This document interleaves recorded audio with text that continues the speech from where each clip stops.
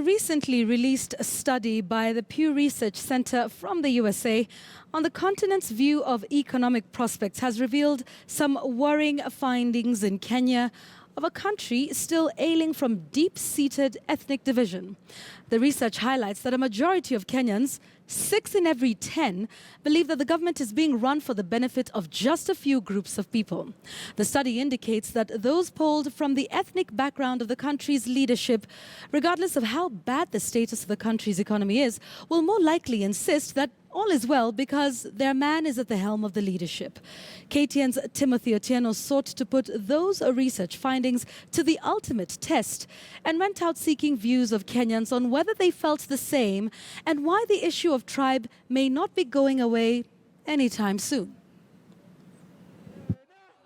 The 2017 general elections are just 9 months away, and leaders have begun scouting for a political outfit that will get them re-elected.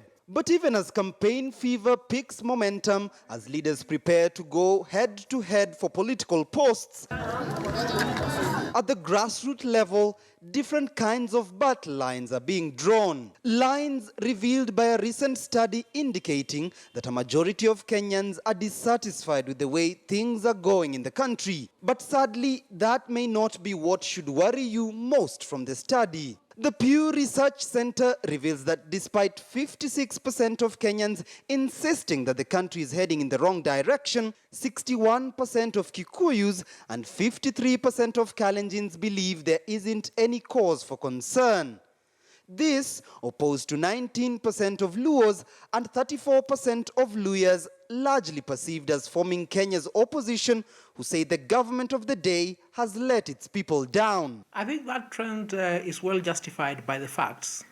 I mean, if you are just to count on account of the duration that power has been dominated between those two communities, the Kalenjin and the Kikuyu, and rightfully so, members of that community may not see anything wrong when that question is posed to them for a response, because it is the status quo. The research body reports that from those polled in the survey, people who share the same ethnic background as that of the president and his deputy were less likely to criticize the country's administration, and those who share the same ethnic background with the country's opposition leaders were most likely to downplay any progress made by government. Do you think that the country is being governed in the right manner currently? I don't think so. The country is okay. As per me. The same question was asked in Nyeri town as well as Kisumu.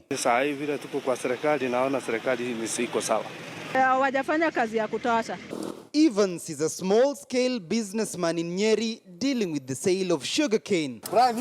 For him, life couldn't be better. Naona serikali yangu hapa kwa upande ya serikali yetu iko sawa. The same can't be said for 37-year-old shoe shiner Josiah Obala, who insists that Uhuru Kenyatta's government has failed to tackle corruption and high unemployment rates. The candidate we are going to vote in, first thing, you have not to be corrupt. That's the first thing. The second thing is he should be un-tribalist. Obedi Samunge's shop oddly stands out in this street. Though he's of Maasai origin, most of the 28-year-old's customers come from other ethnic backgrounds. Nikiwa Maasai, nataka kuegemea upande wa Maasai. Tuseme kama Kikuyu nataka kuegemea upande wa Kikuyu. Tuseme kama Wajaluo hapa nataka kuegemea upande wa Ujaluo. Sasa mpaka hapo inabidi inakuwa hatuzongi mbele. Tunazidi tukifutana. But we also found others who did not really bank on ethnicity for better governance. It's like a culture. Nikisaidia zin Ochieng, atanisaidia, unaona.